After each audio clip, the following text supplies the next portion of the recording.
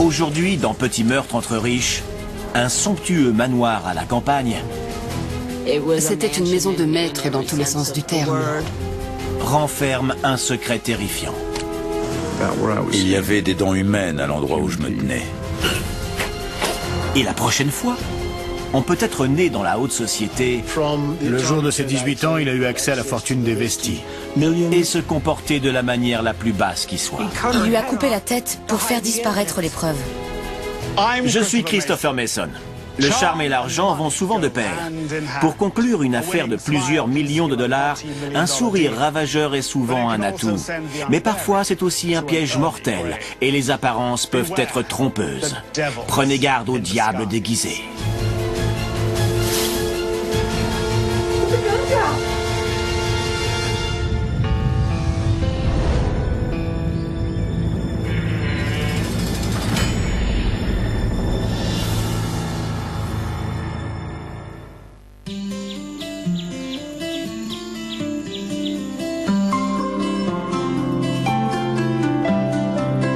Des cheminées en pierre, de magnifiques chandeliers. Ce manoir respire le luxe. Pour son célèbre propriétaire, c'est un cadre idéal pour recevoir. C'était le plus grand tueur en série de l'Indiana.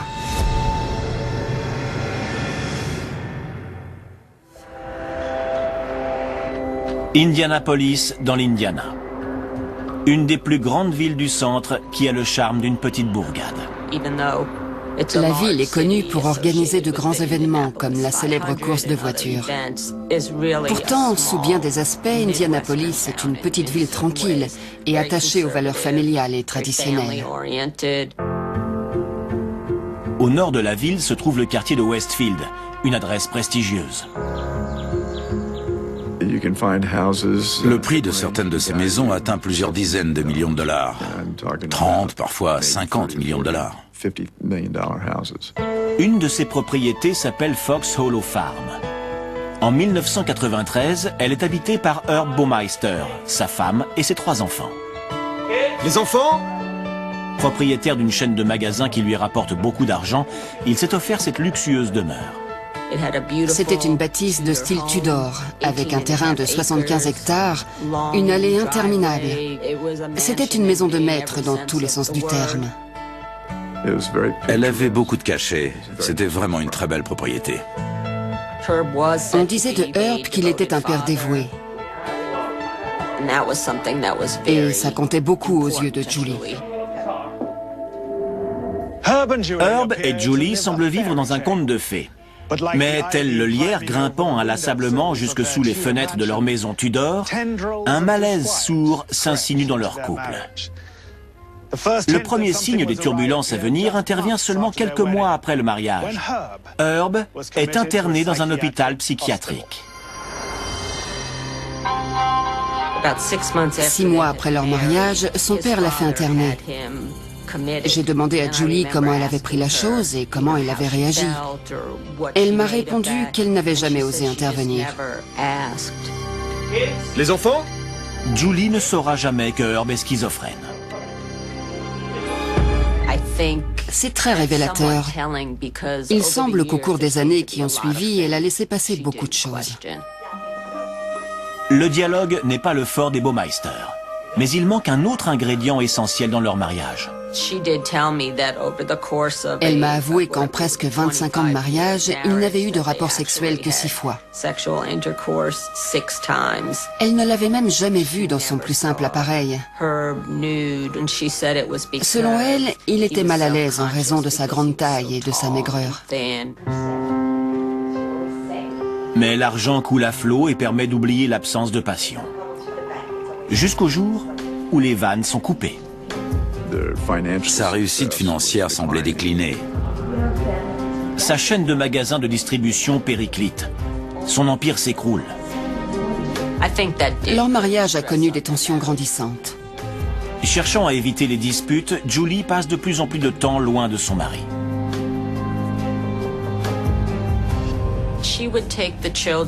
Elle emmenait les enfants en vacances près d'un lac, dans une maison appartenant à la mère de Herb. C'était pour elle l'occasion de vivre loin de son mari. Au cours des étés 1993 et 1994, Herb dispose de la maison pour lui tout seul. Et il a beaucoup de temps libre.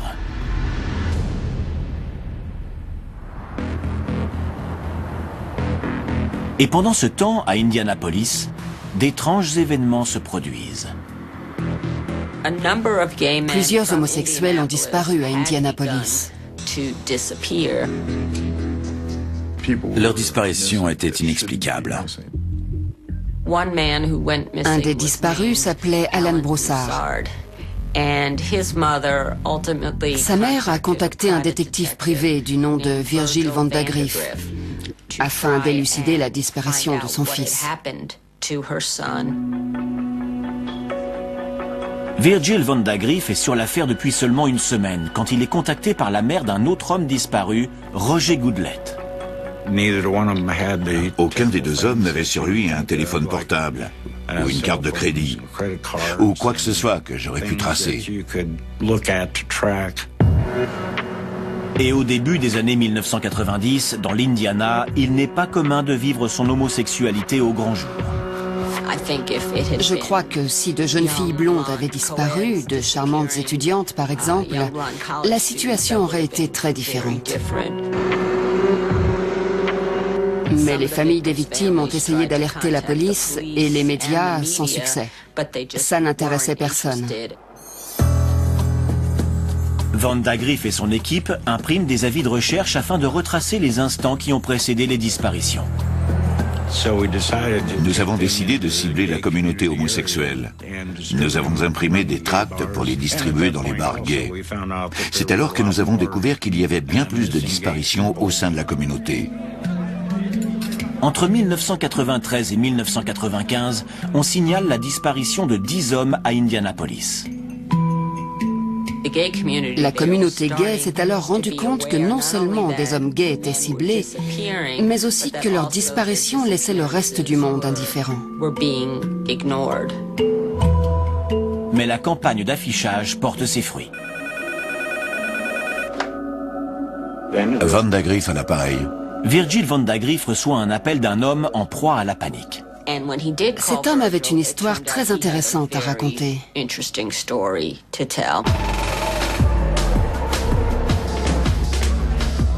L'histoire que raconte Tony Harris commence par une nuit du mois d'août 1994. Il est allé dans un bar gay et a eu une discussion avec un homme.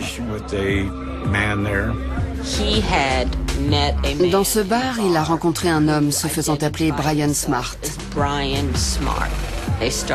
La conversation s'engage rapidement et Brian propose au jeune homme de venir dans sa grande maison. Brian Smart l'emmène donc chez lui et manque de chance, il n'y a pas d'électricité. Donc l'endroit est lugubre. Brian explique qu'il ne peut pas faire visiter la maison mais l'invite à le suivre dans la cave. C'est là qu'est censée se trouver une piscine. Brian avait envie de pratiquer l'asphyxie. Pour résumer, l'idée est d'étouffer son partenaire pendant l'acte sexuel. Le cerveau n'est alors plus oxygéné et ça provoque une sorte d'euphorie. Inconscient des périls d'une telle pratique, Tony Harris se soumet à ce jeu sexuel dangereux. Il a donc accepté que Brian pratique cet acte sur lui.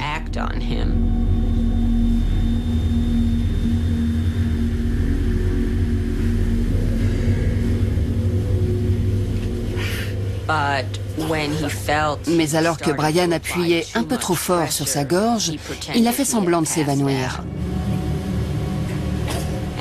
Brian a alors dit « Tu m'entends? Tout va bien ?» Et puis, à la surprise de Brian, Tony s'est retourné et il a compris qu'il n'était pas mort. Pardon. Tout va bien. Détends-toi.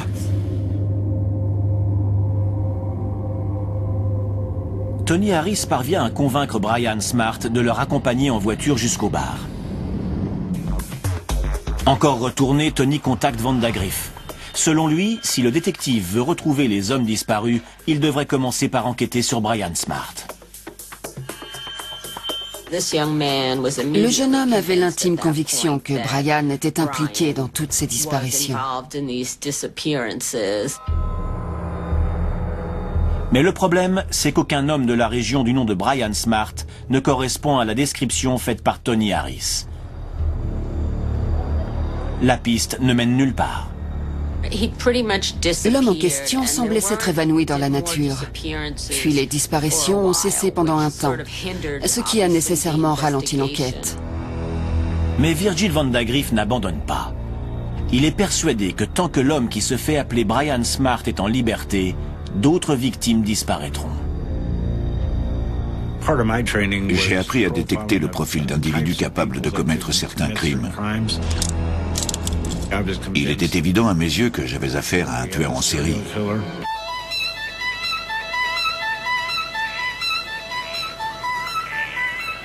Les jardins des résidents de Westfield, dans l'Indiana, sont comme beaucoup d'autres. L'herbe y est fraîchement tondue et les haies bien taillées. Pourtant, certains détails peuvent surprendre, comme la présence de crânes humains. C'est plutôt inattendu. Nous sommes à l'automne 1994. Maman, regarde ce que j'ai trouvé. Julie Baumeister est stupéfaite par la découverte que vient de faire son fils. On peut dire qu'elle était plutôt choquée. Je peux le garder? Non!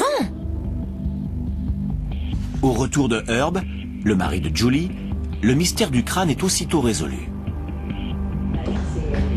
Tu as passé une bonne journée?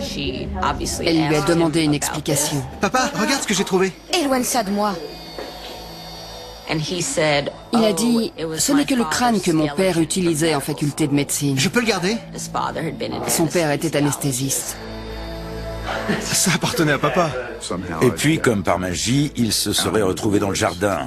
Je crois qu'il a esquissé un début d'explication. Quelqu'un, ou peut-être même un chien, l'aurait pris dans le garage. Il faut s'en débarrasser. Mais papa! Julie a pris cette histoire à dormir debout pour argent comptant. C'était quand même une drôle de découverte. Des restes humains dans le jardin, une étrange découverte et une explication farfelue. Pour le moment, Julie semble incapable de mettre en doute la parole de son mari. Mais certains sont moins crédules. Quand je regardais les éléments de l'enquête, il me semblait absolument évident que nous étions face à un tueur en série.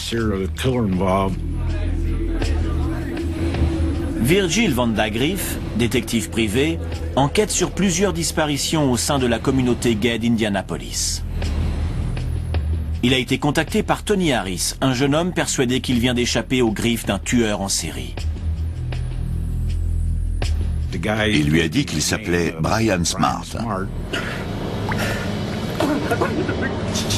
Détends-toi! Tout va bien. Tout va bien. Mais aucun homme du nom de Brian Smart ne correspond à la description. L'autre piste est celle de la maison où la tentative d'étranglement a eu lieu. Où se situe-t-elle? Qui l'occupe? Il a pu indiquer qu'ils sont partis vers le nord, dans les quartiers riches. Il a vu des haras. Il savait plus ou moins dans quel coin ils étaient, mais comme il était tard, il ne voyait pas très bien. Il a aussi vu le nom de la propriété à l'entrée. Il y avait le mot « farm ». Tony se souvient aussi avoir vu des objets inattendus dans la maison. Le jeune homme est tombé sur des jouets d'enfants. Il a trouvé ça bizarre. Puis il a vu 2 chambres. Et dans l'une d'elles, il y avait des vêtements de femmes. Il en a conclu que Brian était peut-être un travesti.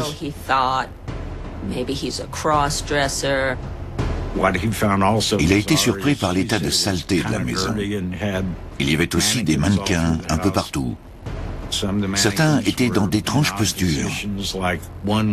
Par exemple, l'un saisissait un objet dans une vitrine. Un autre était assis en tenue de maître nageur au bord de la piscine.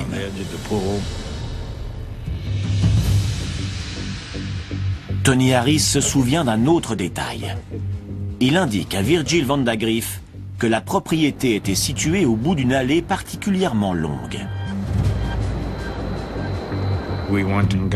Nous avons étudié des photographies aériennes de la région. Nous cherchions donc une grande demeure au bout d'une longue et sinueuse allée. À une trentaine de kilomètres au nord d'Indianapolis, il trouve une propriété qui correspond à cette description. S'agit-il de la maison au mannequin? L'enquêteur et Tony Harris décident d'aller vérifier par eux-mêmes. La maison était vide, donc Tony a pu sortir de la voiture et se promener autour pour regarder par les fenêtres. Il y avait bien une piscine couverte. Tony Harris est désormais persuadé qu'il s'agit de l'endroit où Brian Smart l'a emmené. Mais qui est le vrai propriétaire? En consultant le cadastre, nous avons découvert le nom de la personne qui payait la taxe foncière. Son nom était Herb Baumeister.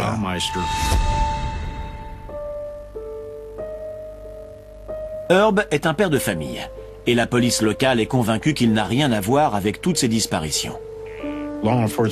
Les autorités locales du comté de Hamilton, où se situe la propriété, ne se sont pas du tout montrées coopératives. Et cela nous a fait perdre du temps. Je me suis dit à l'époque qu'ils essayaient de nous empêcher d'importuner des gens riches. La police affirme que les preuves sont insuffisantes pour entendre Baumeister. Qu'à cela ne tienne, Tony Harris en trouvera d'autres. Environ un an plus tard, Tony est retourné dans un bar gay. Et tenez-vous bien, il est tombé sur Brian. Il s'était fait plus discret depuis quelque temps, mais c'était bien lui. Comme la police le lui avait conseillé, Tony a suivi Brian. En sortant du bar, Brian s'est dirigé vers sa voiture, celle dans laquelle il avait emmené Tony jusque chez lui.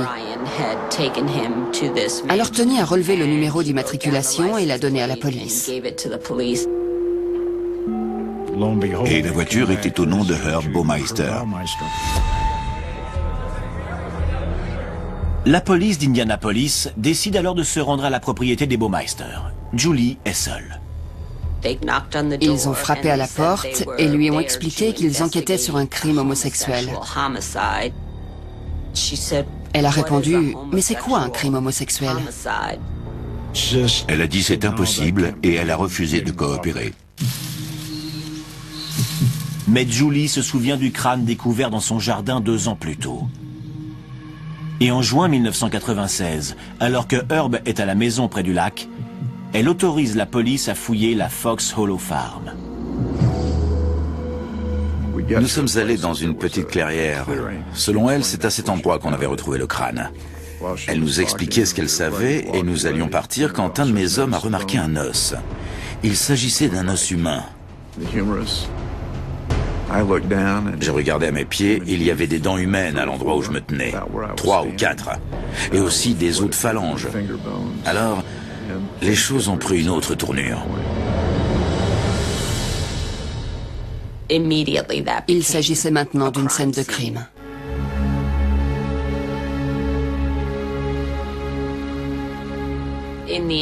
Ils ont fini par retrouver les restes de 11 personnes. Il y a un endroit en particulier où Herb aurait pu aller? Non. Il y a eu des découvertes étonnantes durant les recherches. Un soir, les informations ont montré comment la police a déterré un fragment d'os en particulier. Un technicien de laboratoire avait pris une photo et on voyait clairement qu'une paire de menottes était encore attachée. Les habitants du quartier sont horrifiés par ces découvertes macabres.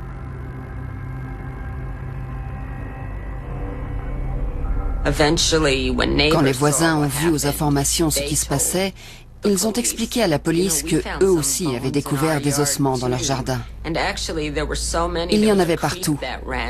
Il y avait un ruisseau derrière la propriété et les enfants qui y jouaient trouvaient souvent des ossements. On en trouvait tellement que le ruisseau a été rebaptisé le ruisseau des os. Tout le monde pensait qu'il s'agissait d'ossements de petits animaux, comme des ratons laveurs. Julie est bouleversée par la découverte de ces fosses communes. Mais la police lui pose plusieurs questions pressantes. Où est Herb? Et où sont les enfants? Les filles étaient en sûreté, mais leur fils était avec Herb. Tous deux se trouvaient à la maison du lac. Je ne pensais qu'à une seule chose. Cette femme est en vie, c'est très bien, mais son fils est-il en sûreté?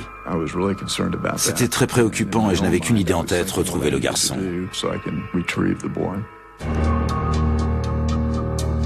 L'avocat de Julie, Bill Wendling, est inquiet. Il se demande de quoi Herb est capable s'il apprend ce qui se passe dans sa propriété à Fox Hollow Farm. Il obtient en urgence la garde de l'enfant. Le shérif se rend alors à la maison du lac et exige de Herb qu'il lui remette son fils afin de le placer en sécurité. Malheureusement, les preuves manquent encore pour arrêter Herb. Quand la police est revenue, parce qu'elle avait accumulé suffisamment de preuves pour l'arrêter, Herb avait disparu. Alors que des milliers d'ossements ont été retrouvés dans sa propriété, Julie Baumeister nourrit le secret espoir que son mari est innocent. Julie Baumeister m'a dit « Je ne pense pas que Herb ait fait quoi que ce soit de mal. Je le connais bien. Je me dis qu'il se serait suicidé s'il était impliqué dans cette histoire. Et il ne l'a pas fait, donc je ne suis sûr de rien pour l'instant. » C'était un raisonnement étrange, mais elle le connaissait mieux que moi. Herb est toujours en fuite. Dans tout le pays, les journaux titrent sur les découvertes sordides de la propriété de Fox Hollow Farm.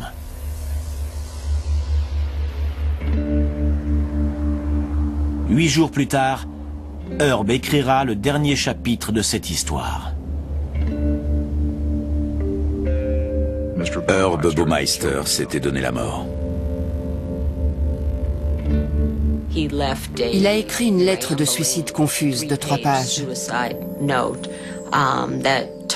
Il parlait du déclin de sa situation financière, de la fin de son mariage et de ses problèmes de couple. En revanche, pas un mot sur les meurtres et les disparitions.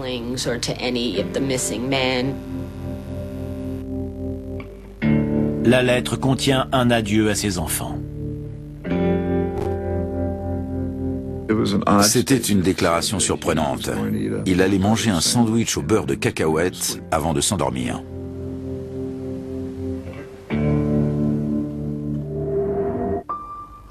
Ce jour-là, c'est Bill Wendling qui est chargé d'annoncer la nouvelle à l'épouse du défunt. Il était 4h30 ou 5h du matin. Julie m'a dit qu'elle savait que les nouvelles seraient mauvaises. Je lui ai dit que Herb avait été retrouvé, qu'il s'était suicidé. Les enfants sont descendus pendant que je lui racontais ça. Elle s'est emportée. Elle était aussi très inquiète pour ses enfants. Moi, je m'inquiétais pour leur santé mentale. Quel choc pour des enfants. C'était un moment très intense.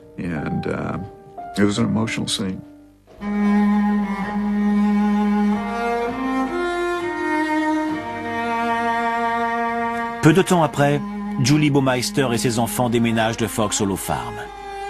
Tournant le dos à l'immense propriété, elle est montée en voiture avec ses enfants. Puis elle a emprunté la longue et sinueuse allée pour les emmener loin de là vers une autre vie.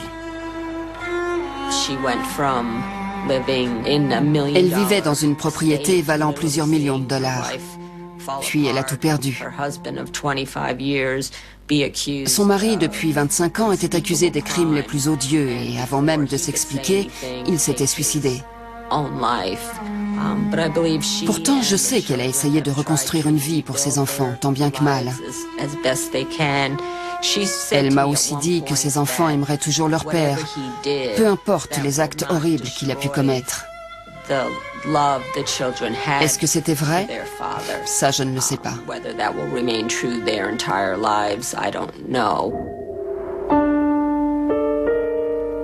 Les ossements de 11 personnes différentes sont retrouvés à la Fox Hollow Farm, mais seulement 4 d'entre elles sont identifiées.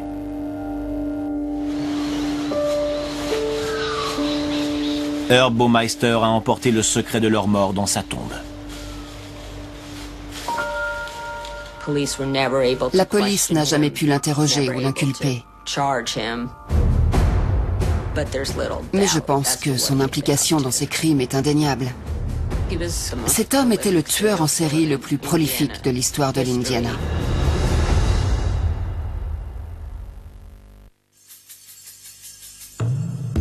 Dès le début, Virgil Vandagriff était persuadé qu'il avait affaire à un tueur en série. Et Herb Baumeister correspondait parfaitement au profil établi par le détective privé. Comment s'est passée ta journée? Très bien. À l'époque, le profil que j'ai dressé comportait plusieurs éléments. Un homme blanc, de moins de 40 ans, éduqué, marié, père de famille, et parfaitement intégré à sa communauté. Un type dont personne n'aurait pu croire qu'il était un tueur, pas même sa femme. Selon Vandagriff, le suicide de Herb est un élément qui s'inscrit parfaitement dans la démarche du tueur. Un authentique tueur en série se doit d'être toujours maître de la situation. Et pour cela, il est hors de question de donner le moindre indice. Un vrai tueur emportera son secret dans la tombe. Il semblerait que Herb Baumeister ait emporté de nombreux secrets dans sa dernière demeure. En plus des meurtres de Fox Hollow Farm, il est fortement soupçonné d'être derrière les meurtres de plusieurs hommes homosexuels dans l'Ohio, un État voisin, à la fin des années 80. Certains estiment aussi que Herb se cache derrière le tueur en série, surnommé l'étrangleur de la route I-70. C'est le nom de l'autoroute qui relie l'Indiana à l'Ohio. Nous avons eu l'occasion de rencontrer plusieurs enquêteurs de l'Ohio et de discuter avec eux. Il semblerait que M. Baumeister n'a pas acheté une propriété au nord de l'Indiana par hasard. Il cueillait ses victimes en Indiana et les emmenait au-delà de la frontière jusqu'en Ohio, afin de se débarrasser de leur corps.